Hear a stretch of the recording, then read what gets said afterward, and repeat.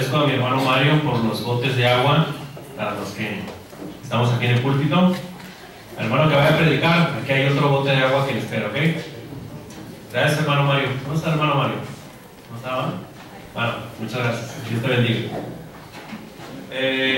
Nosotros nos quedamos aquí en la clase, hermanos, a meditar un poco en la palabra de nuestro Dios. Y para ello, pues usted mismo, hermano Mario, pasa al frente, por favor. Lo voy a tomar como un ejemplo de algo. Para Daniel.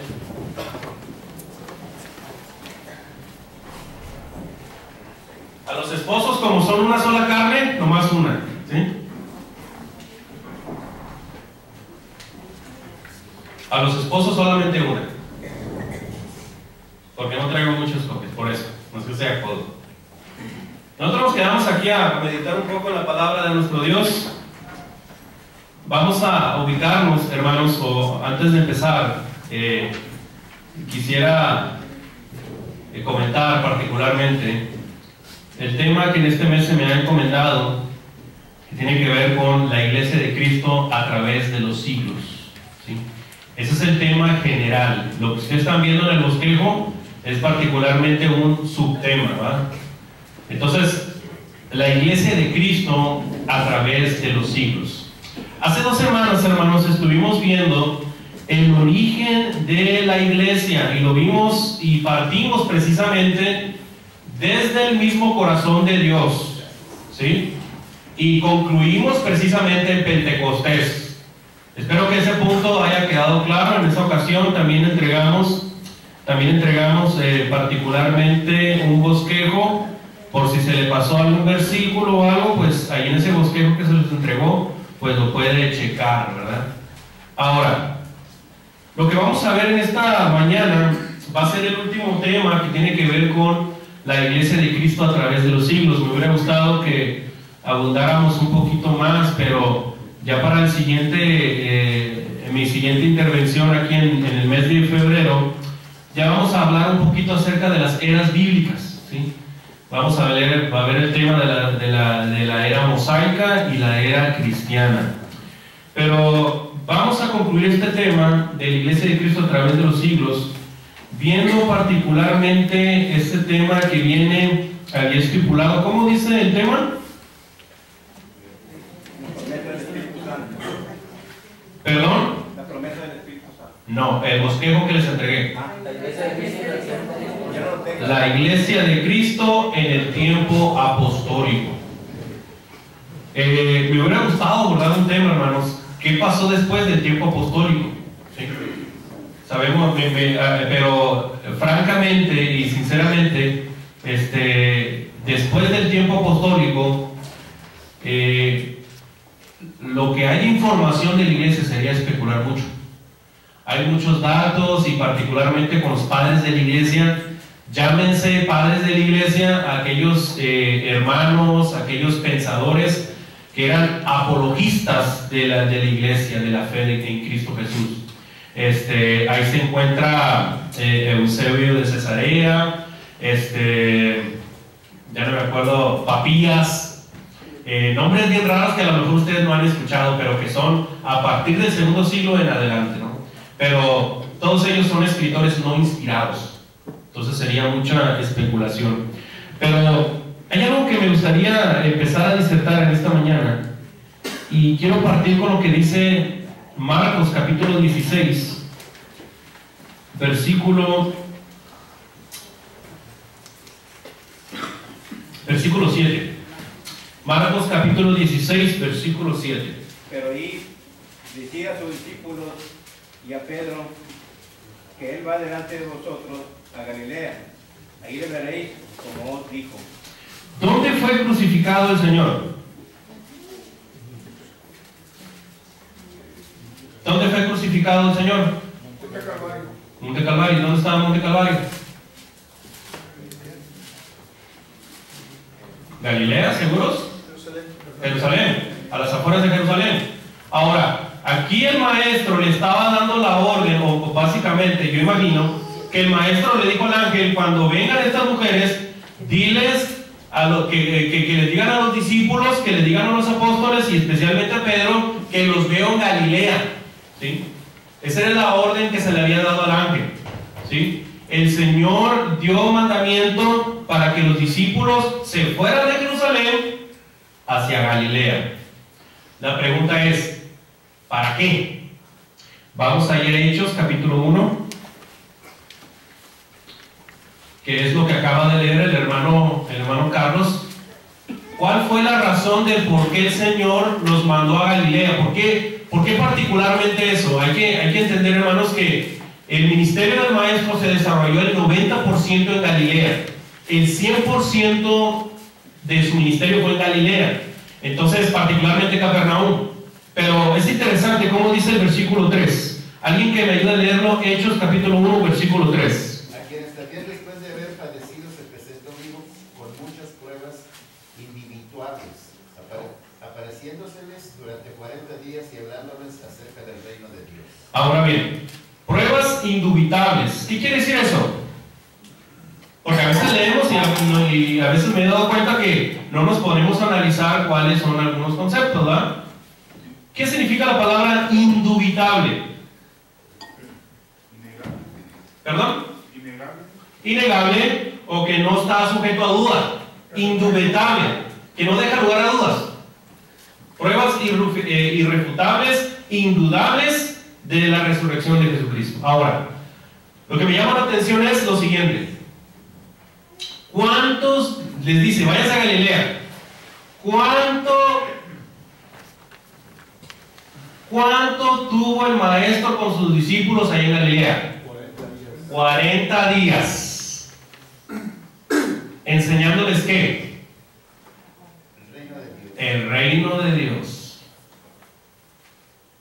¿Le gustaría saber qué es lo que contenía toda esa enseñanza de 40 días? Fue como un estudio exhaustivo acerca del reino de Dios. 40 días. A mí me ha gustado qué fue lo que enseñó el Maestro. ¿A poco no le gustaría a usted?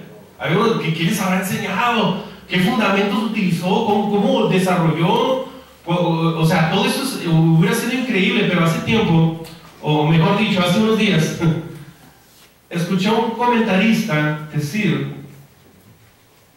que lo que les enseñó el Maestro en esos 40 días lo podemos ver desarrollado en el libro de Hechos.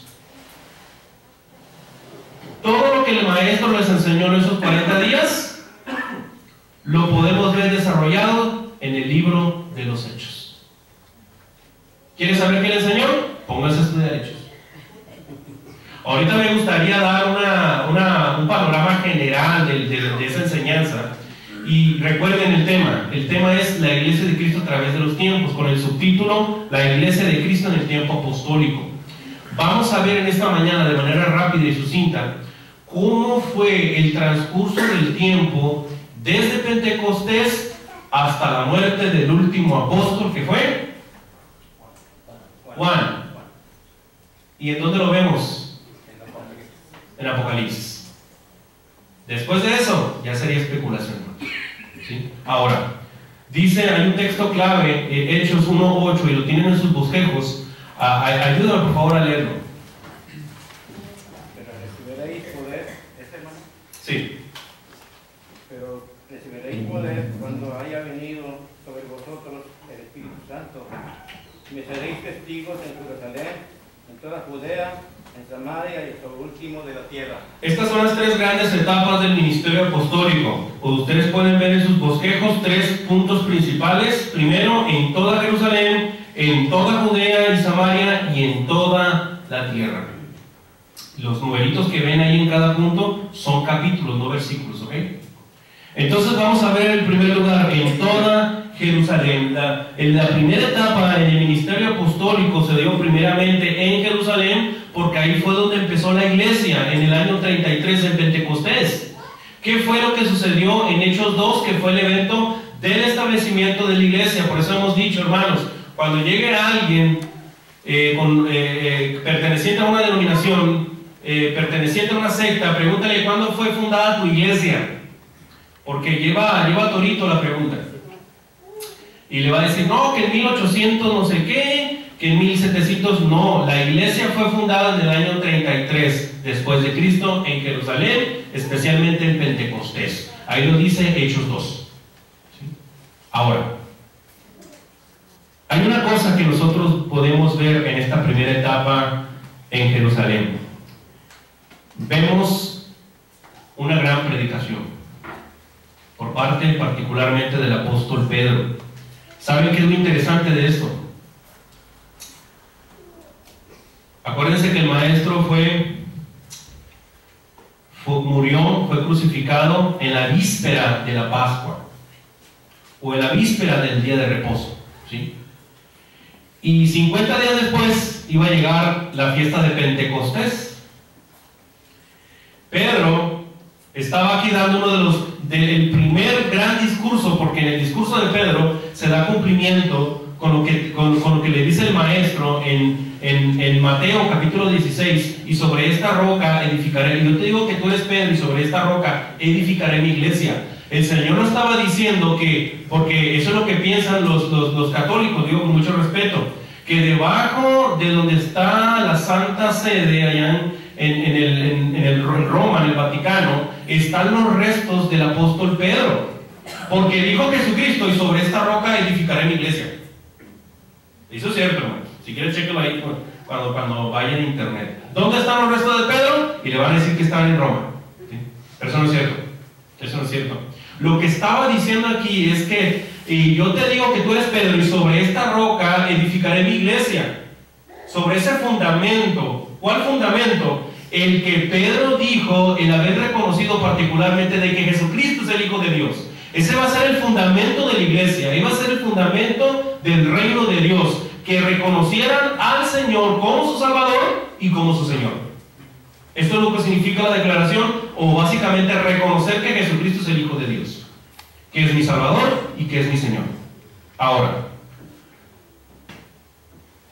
antes de Pentecostés, en Hechos 2, 50 días antes, Pedro lo había negado bajo juramento de maldición. Negó a Jesucristo cobardemente. 50 días después lo tenemos dando un gran discurso que transformó miles de corazones. 50 días después. Es algo que solamente el Señor puede hacernos. Vamos a leer ahí en Hechos 2, versículo 14 en adelante. Yo le voy a dar lectura, hermanos. Es algo extenso, pero es bien importante que se imagine a Pedro allí en el templo, allí en Pentecostés, con cientos de multitudes. Imagínenlo, por favor, al momento de estar leyendo. Versículo 14 en adelante. Va a estar largo, siga la lectura. Hechos capítulo 2, versículo 14 en adelante. Entonces Pedro, poniéndose en pie con los 11, alzó la voz y les habló diciendo: varones judíos y todos los que habitáis en Jerusalén, esto os sea notorio, y oíd mis palabras, porque estos no están ebrios, como vosotros suponéis, puesto que es la hora tercera del día. Mas esto es lo dicho por el profeta Joel: y en los postreros días, dice Dios, derramaré mi espíritu sobre toda carne, y vuestros hijos y vuestras hijas profetizarán, y vuestros jóvenes verán visiones, y vuestros ancianos soñarán sueños. Y de cierto, sobre mis siervos y sobre mis siervas en aquellos días derramaré de mi espíritu, y profetizarán. Y daré prodigios arriba en el cielo y señales abajo en la tierra, sangre y fuego y vapor de humo. El sol se convertirá en tinieblas y la luna en sangre, antes que venga el día del Señor grande y manifiesto. Y todo aquel que invocar el nombre del Señor será salvo. Varones israelitas, oíd estas palabras: Jesús Nazareno, varón aprobado por Dios entre vosotros con las maravillas, prodigios y señales que Dios hizo entre vosotros por medio de él, como vosotros mismos sabéis. A este, entregado por el determinado consejo y anticipado conocimiento de Dios, prendisteis y matasteis por manos de inicuos,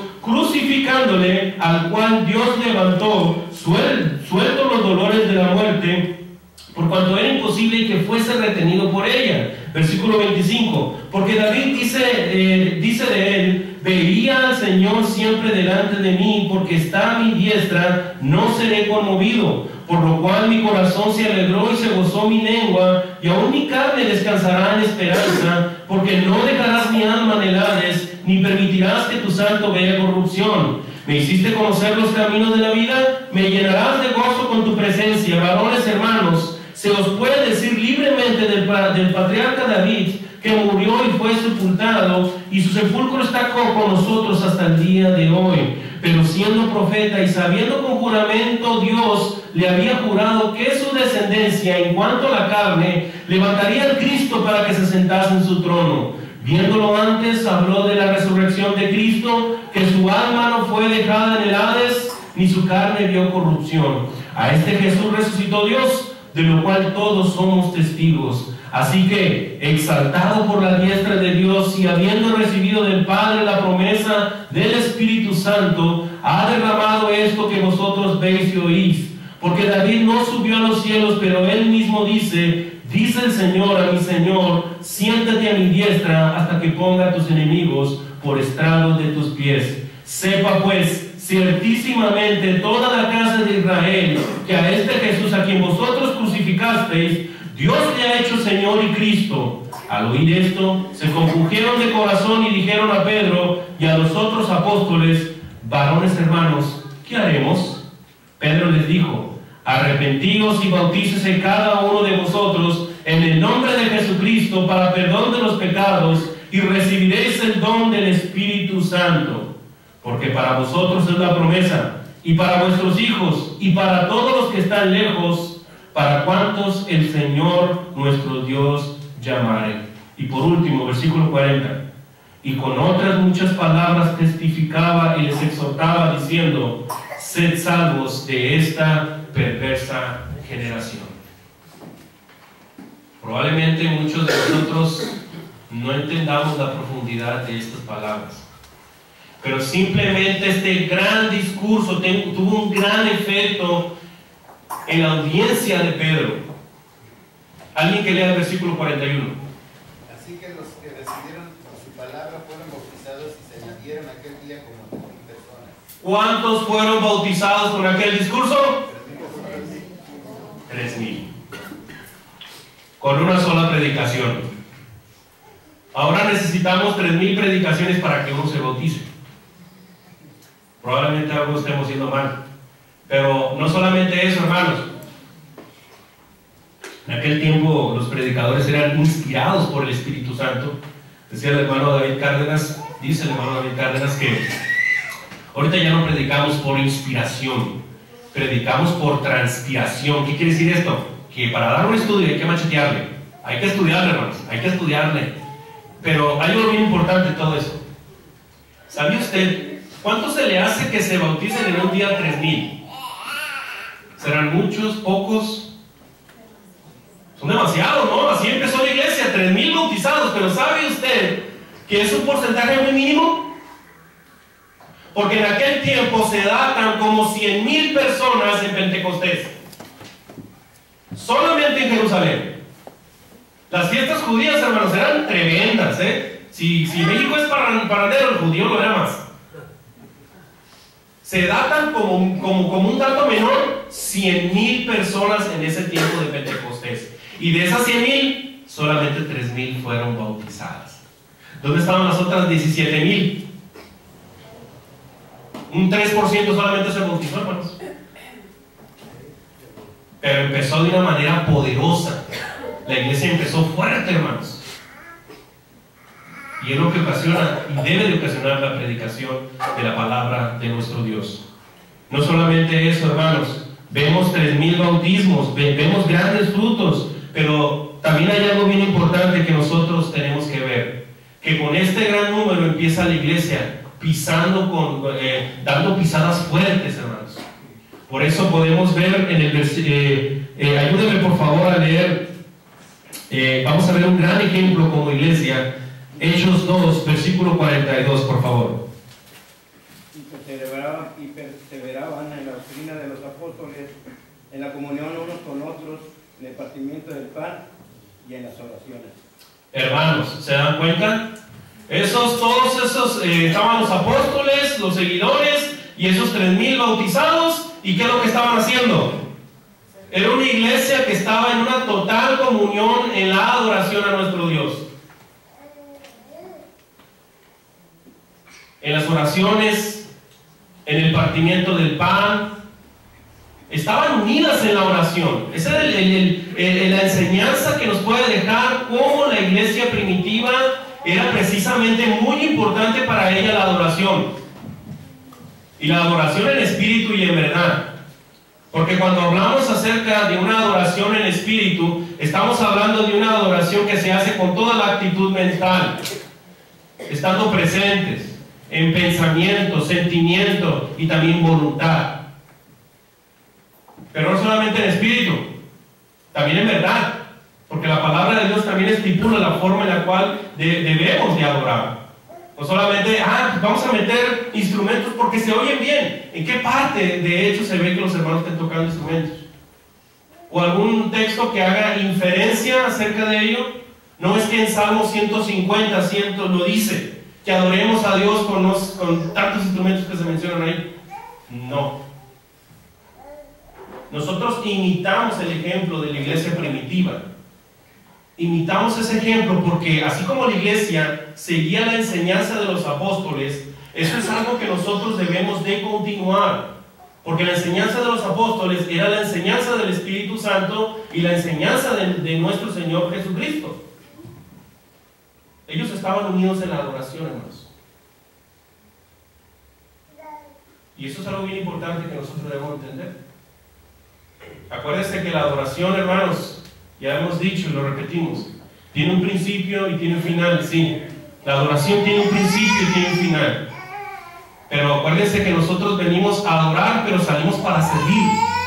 ¿Sí? Muy importante que también lo entendamos, amados hermanos, que no solamente estaban unidos, no solamente estaba la iglesia unida en la adoración, sino también en una tremenda reverencia. Versículo 43 de Hechos 2, por favor.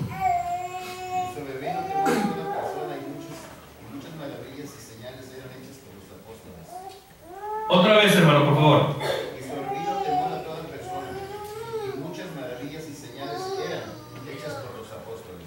Gracias, hermano. Ahí claramente se nos está diciendo, hermanos, que tenían todas las cosas en común, pero particularmente que había un temor, particularmente por todas las cosas maravillosas que se estaban suscitando en aquel momento.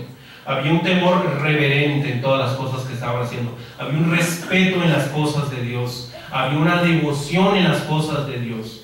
Acuérdense, hermanos, que el tema de la reverencia a nuestro Dios es bien evidente en la forma en la cual nosotros nos conducimos en la casa de Dios. Un hermano que viene a dormirse aquí el domingo, pues es un hermano que no tiene reverencia, hermanos. Hay que prepararse desde el sábado para venir a adorar a nuestro Dios. ¿Sí? Imagínense saber que de repente sabemos y en nuestro pensamiento, en nuestro intelecto sabemos que el Señor nos acompaña. ¿A poco no? El Señor nos acompaña, entonces ¿por qué hay hermanos que se duermen? ¿A poco te gusta que el Señor te vea durmiendo? Imagínense. Entonces, es lo que les digo, hermanos, es bien importante tener esa reverencia, prepárese desde el domingo. Y si no en la mañana, si no durmió, tómese 1 litro de café expreso cubano, tome, pero no se duerma. Eso es bien importante, hermanos, porque hermanos, no podemos estar indiferentes al momento de servir y adorar a nuestro Dios. Y la iglesia primitiva cuidaba muy bien eso. La tercera cosa es que era una iglesia generosa. Versículos 44 al 45.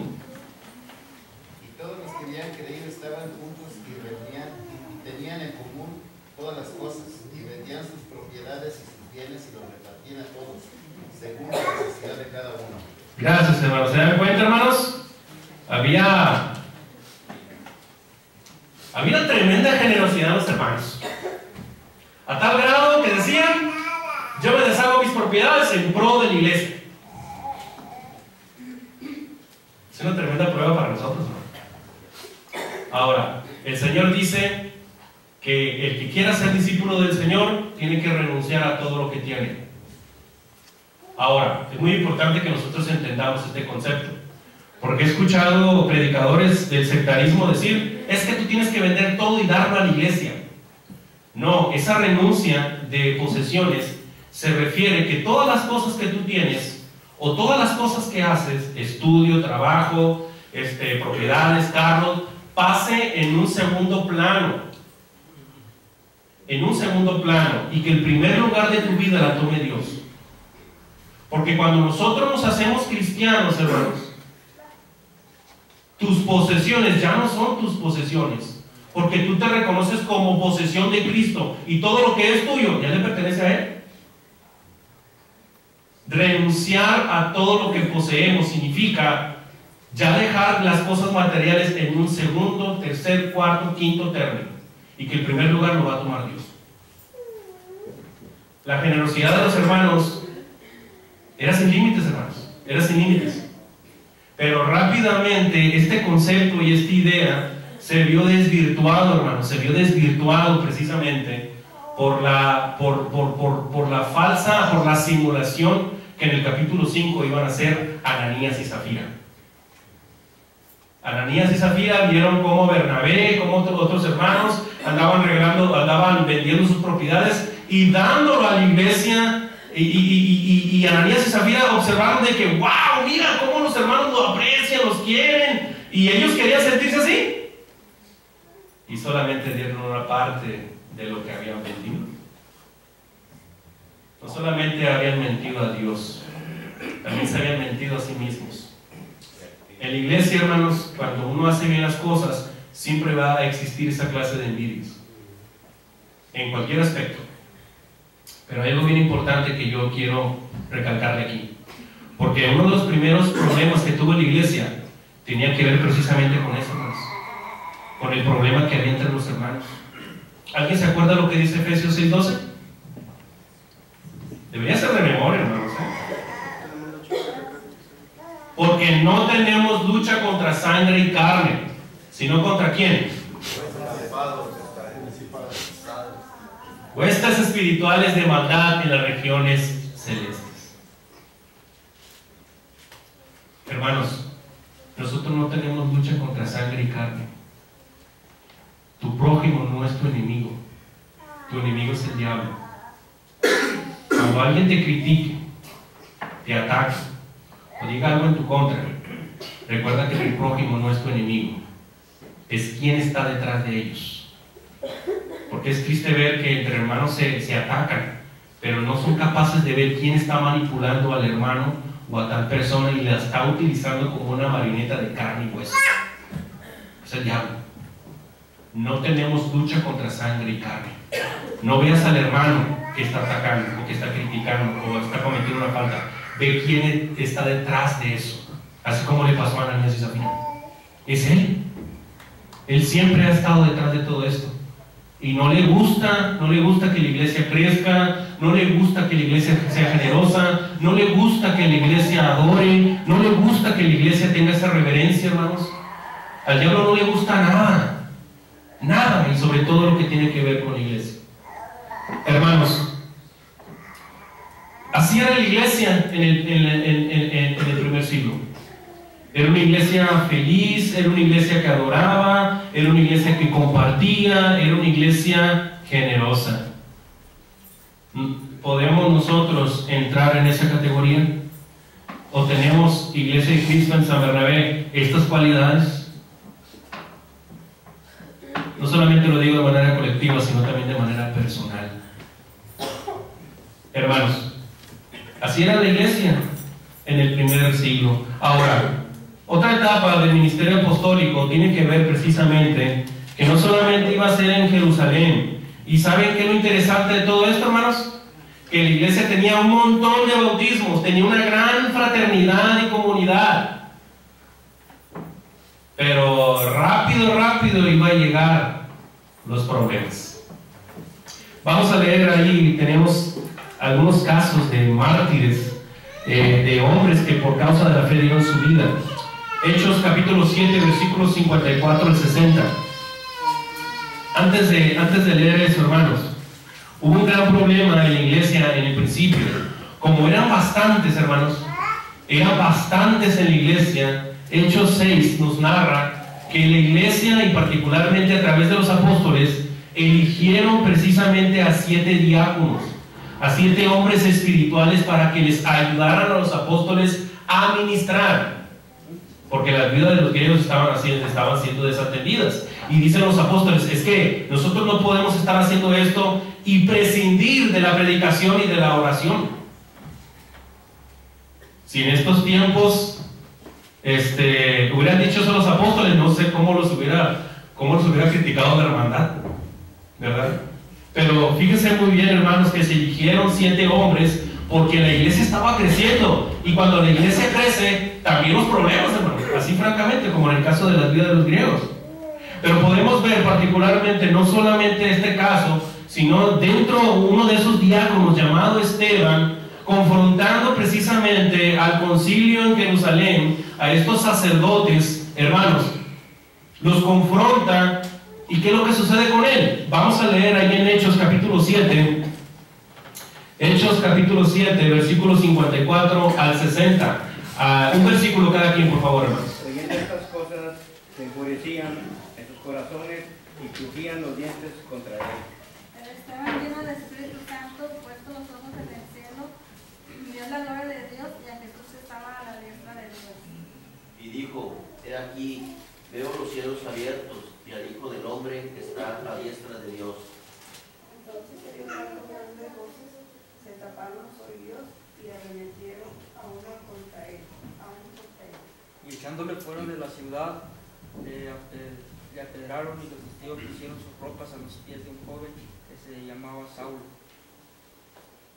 Y apedreaban a Esteban mientras él invocaba y decía, Señor Jesús, recibe mi espíritu. Y puesto de rodillas, clamó a gran voz, Señor, no les tomes en cuenta este pecado. Y habiendo dicho esto, durmió. Cuando tengan chance, lean todo el capítulo. Seguramente ya lo han leído, pero hay tremendas enseñanzas en esta predicación, el discurso de Esteban. Rápidamente, hermanos, la iglesia empezó a tener persecución por parte de los líderes religiosos. Y ellos, los seguidores, en este caso, tanto apóstoles como diáconos, como miembros de la iglesia ahí en Jerusalén, ellos acostumbraban a predicar, a salir a las calles y a predicar. Y entre esas pesquisas que hacían los religiosos, atraparon a Esteban. Y Esteban, haciéndole reconocer el pecado en el que estaban, reconociendo particularmente las blasfemias, que para los religiosos, para ellos era blasfemia, lo que Esteban decía, lo sacan y lo apedrean. Pero algo bien importante que nosotros debemos de reconocer en todo esto, y es lo siguiente, que cuando Esteban, después de predicar y de que se le sacó fuera de la ciudad y lo apedreaban, dice que él tuvo una visión en donde miró a Jesucristo a la diestra del Padre. Y si bien aquí en Reina Valera no lo nota bien, si nosotros checamos en otras versiones, la Biblia del lenguaje sencillo, dice Esteban, he aquí, veo a Jesucristo a la diestra del Padre y de pie. Cuando se nos narra particularmente en los evangelios, en el primer capítulo de Hechos, que Jesucristo ascendió a los cielos, y cuando llegó a los cielos se sentó en el trono diciendo, ya he terminado mi obra.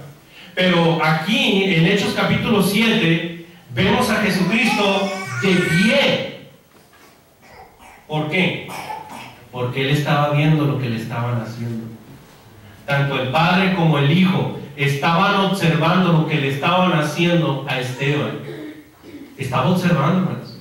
A veces muchos de nosotros nos gustaría que, ¿por qué Jesucristo no intervino? ¿Por qué no mandó solo un ángel para ponerlos en su lugar a todos esos sacerdotes? Bueno, es que inclusive Dios tiene propósito en todo eso, hermano. En todo eso. Vimos a un joven llamado Saulo, que posteriormente iba a ser uno de los más grandes misioneros y evangelistas que se encuentran en la Biblia. E inclusive en la dificultad, Dios tiene propósitos, hermano. Inclusive.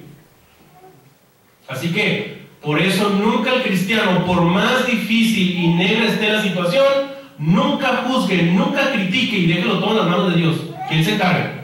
Porque inclusive en eso puede haber un propósito de Dios. Porque todos los que aman a Dios, todas las cosas, inclusive las malas, les ayudan a bien. Eso téngalo presente siempre, hermanos, siempre.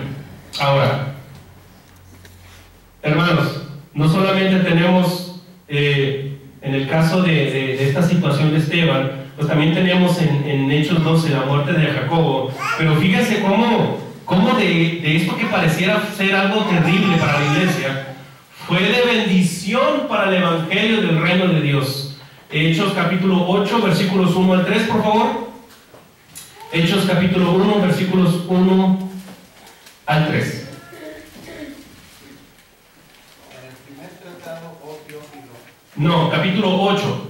Y Saulo consentía en su muerte.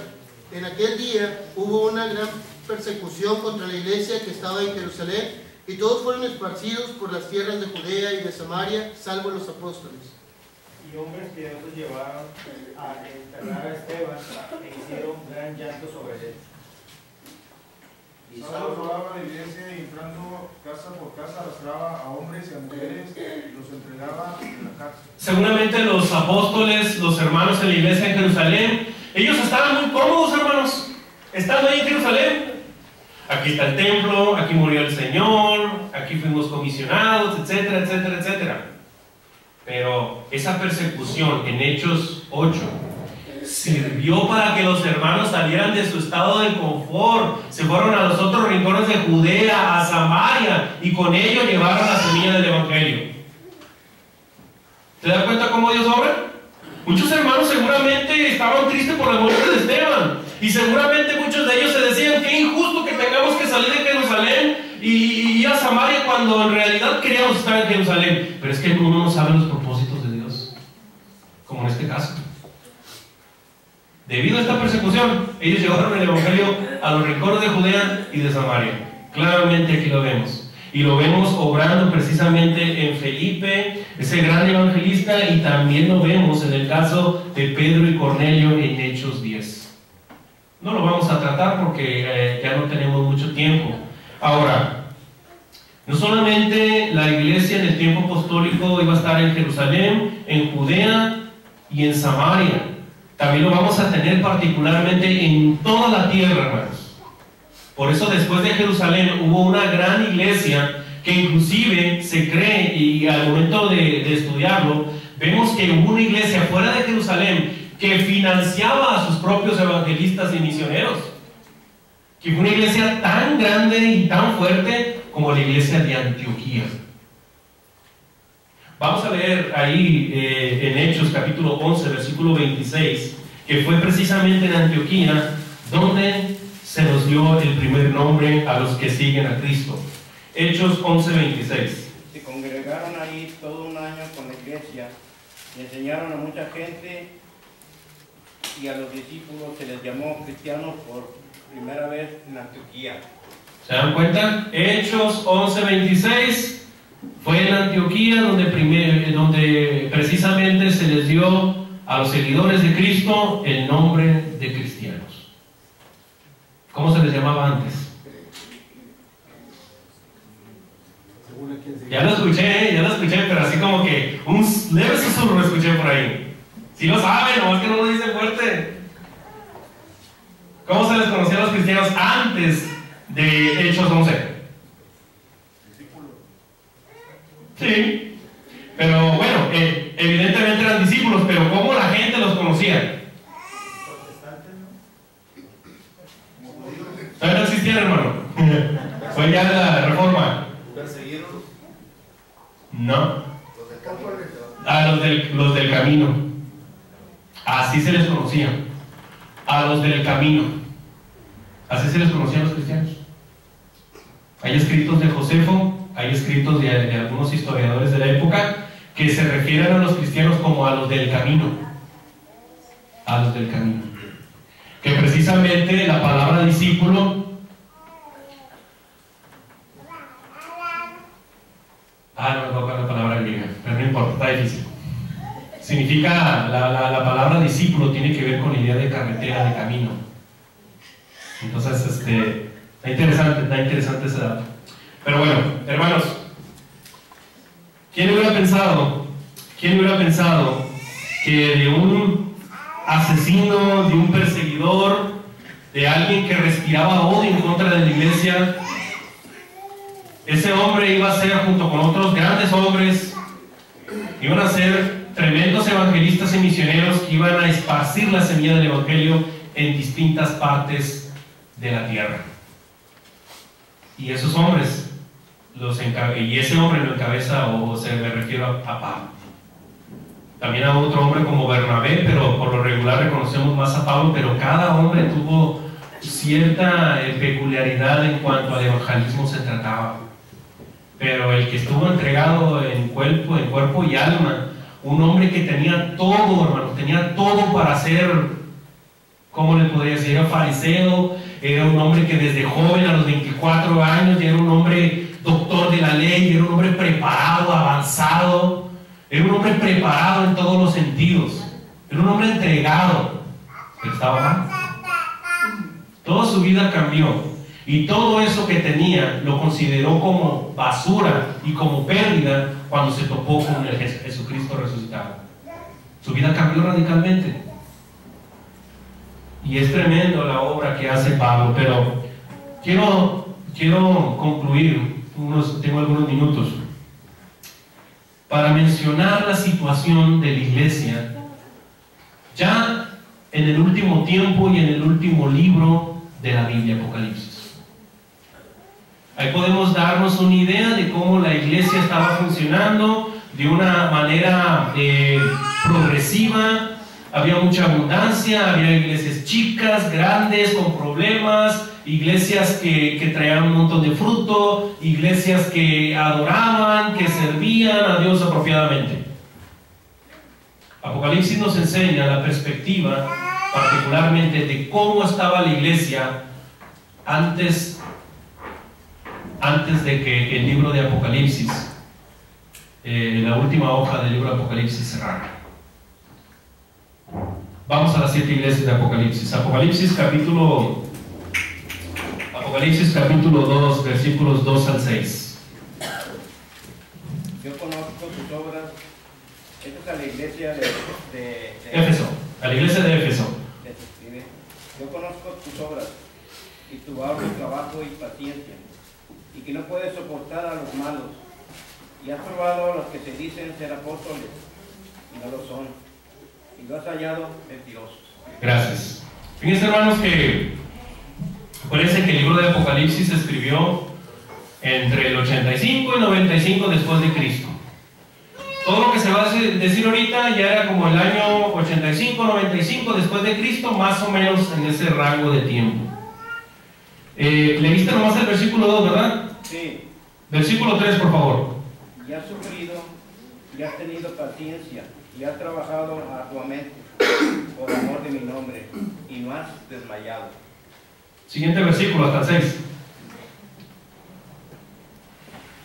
Recuerda, por tanto, de dónde has caído y arrepiéntete. Y haz las primeras obras, pues si no, vendré pronto a ti y quitaré tu candelero de su lugar, candelero de su lugar, si no te hubieras arrepentido. Pero tienes esto, que aborreces las obras de los nicolaitas, las cuales yo también aborrezco. Gracias. Hermanos, Éfeso era una iglesia grande. Tenía grandes maestros. Juan era uno de sus maestros. Inclusive tuvieron al joven Timoteo ahí como evangelista, tuvieron a Pablo, tenían cimientos fuertes.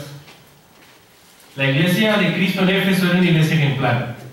Grandes predicadores, gran servicio de adoración, gran hermandad, gran comunidad. Era una iglesia ejemplar. Pero había algo que le faltaba. Le dice, pero hay algo que tengo contra ti. ¿Que has olvidado qué? Tu primer amor. Podríamos decir mucho acerca de este primer amor, hermanos, pero la verdad es que Muchas de las acciones que los hermanos estaban haciendo, y eso le sucede a las iglesias que tienen muchos años, que terminan haciendo las cosas para Dios como un hábito,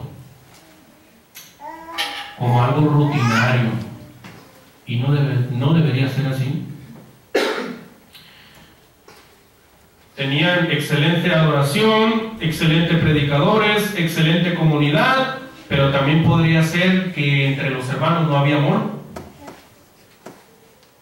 Solamente había amor entre los que se llevaban bien, pero entre los hermanos que no estaban bien, entre ellos ni se saludaban, ni se trataban, ni se conocían.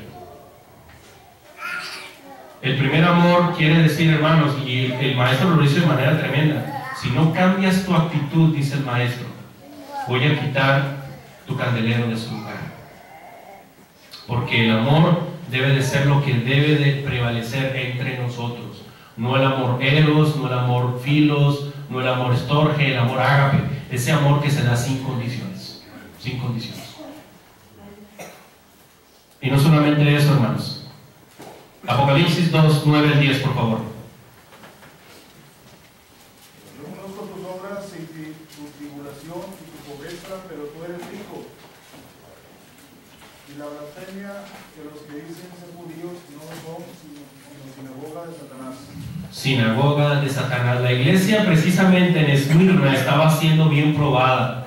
Y una de las cosas que quería resaltar aquí el maestro es que la iglesia en Esmirna era precisamente una iglesia chica, era una iglesia pobre materialmente hablando, pero que espiritualmente era fuerte, ¿sí? Y esa iglesia estaba siendo bien probada, extremadamente, tenía un montón de pruebas en su congregación, al grado que había hermanos que se hacían hermanos precisamente, que acusaban precisamente a los hermanos dentro de la iglesia en Esmirna.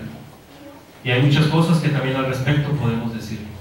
Hermanos, si nosotros vemos cada cosa dentro de cuál era la situación de la iglesia antes de que el libro de Apocalipsis terminara, vamos a entender que los problemas que existían en el primer siglo son los problemas que existen en nuestros tiempos.